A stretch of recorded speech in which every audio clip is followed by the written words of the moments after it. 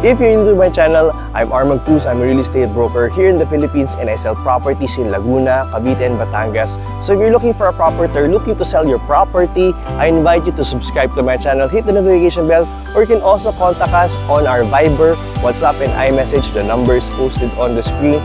We're also on social media. We have Facebook and Instagram. Or if you're just looking for a property and you just want to get updated with the latest news, you can go on our Viber community. The link is on the description box. So let's go and continue our house tour. Okay, hi guys. This is a driving tour of Sierra Village, of the villages at Lipa. So kung napanood nyo po yung video ko about Brook Village, ito po yung second part. This is kung yung kay Brook, ang ginawa po natin is may walking tour, tapos may driving tour. Ito po, it's purely driving tour and then voice over ko lang po yung narinig nyo.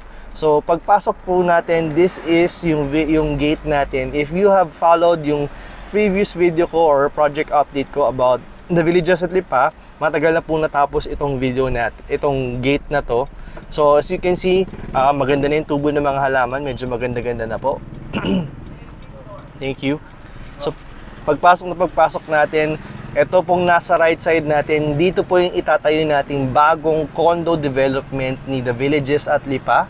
This is the Strides at Lima.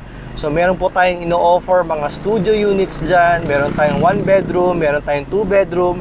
So if you gusto nyo malaman yung details about the property, about the condos here in the villages at Lipa, you can contact us in the contact information na nasa description or nasa comment section. Now, ito nakikita nyo naman sa kaliwa natin, this is part of Brook Village. Yan ay mga single attached 65 na model unit, or ito yung mga house and lot package natin. Minimum lot area is 100 square meters.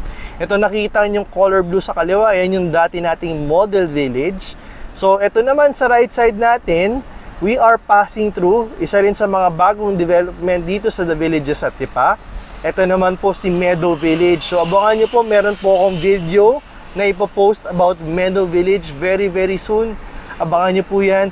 This is the most premium residential development inside the villages at Lipa and inside Lima Estate. So as you can see, tuloy-tuloy po tayo. Ito pong tinatahak natin. Magkatapat po si Meadow Village at si Brook Village.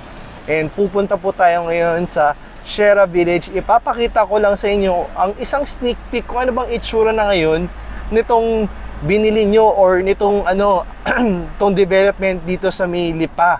Kasi kilala po ito si The Villages Lipa. Ito po si Brook Village, kung matatandaan nyo, finiture ko pa yan recently. Na itong nasa right side po natin na nakikita nyo, this is actually a future commercial development. Again, yung mga sinasabi ko, like itong commercial development, this is subject to change depending on the developer. Pero we were informed before na commercial development po siya. If ever na may changes, abangan nyo na lang po yung mga updates natin or abangan nyo na lang yung updates from the developer or from your friendly broker na si Armand Cruz. Ako po yun. So papasok na po tayo dito sa Sierra Village. As you can see, kung matatandaan nyo po, dati walang mga nakatanim na halaman sa both sides. Ngayon may nakatanim na pong mga puno, and abangan nyo pag yan tumubo, ang ganda po nyan. So dati po, nung pagpasok pa lang natin ng Sierra Village, wala po tayong masyadong makikita. Ang makita lang po natin is lupa, tas may mga construction. Ngayon, kitang-kita na po, nakatayo na po yung ating mga single attached 150. These are para 65%, 60 to 65% constructed. Okay na okay, ang gandang tignan. Sobrang sobrang premium niyang tignan. Now, tutumbukin naman natin po ngayon ang ating clubhouse.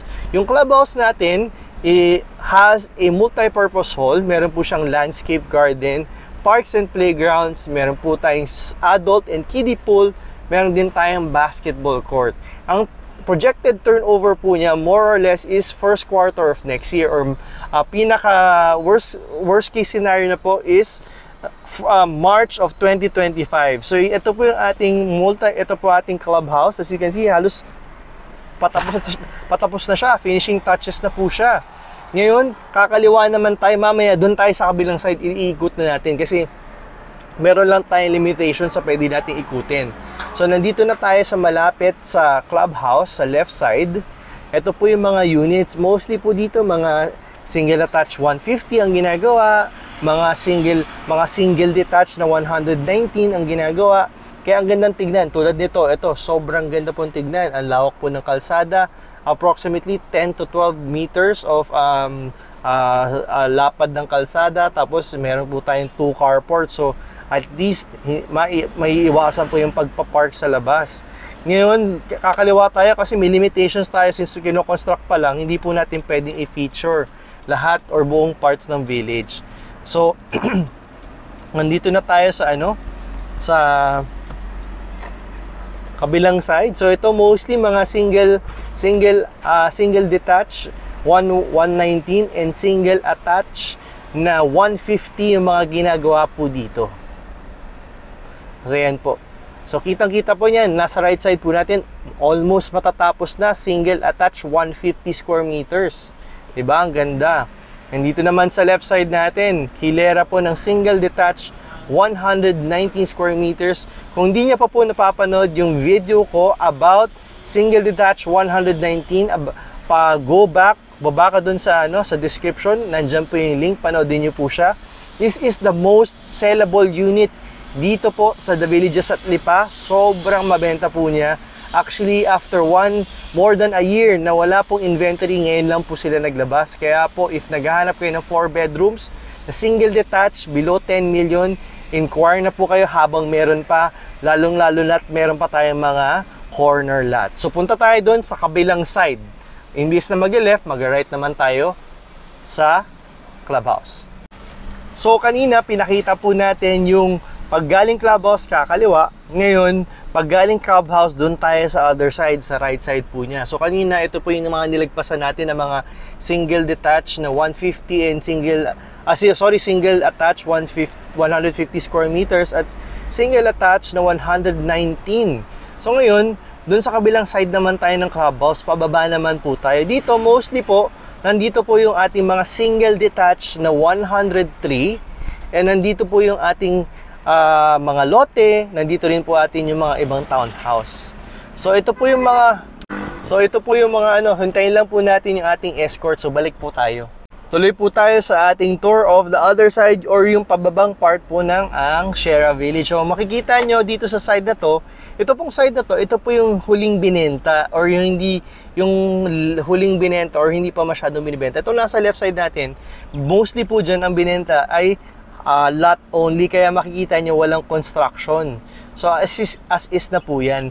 By the way, dito po wala sa Shera, ang na-turnover na po is almost 100 units or more or less 100 units, and yung property appreciation natin since 2019 ay lumagpas na po ng 100%.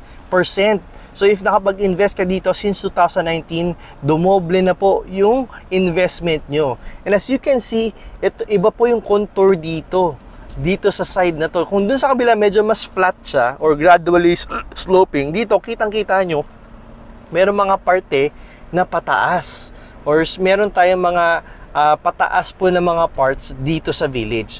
So sinusundan lang po natin yung ating escort kasi nga hindi po talaga may parts po sa village na hindi po pwedeng videohan or hindi pwedeng puntahan for safety reasons. So kapag magbibisita po kayo dito, make sure po at least 1 week advance kasi kailangan pong i-email.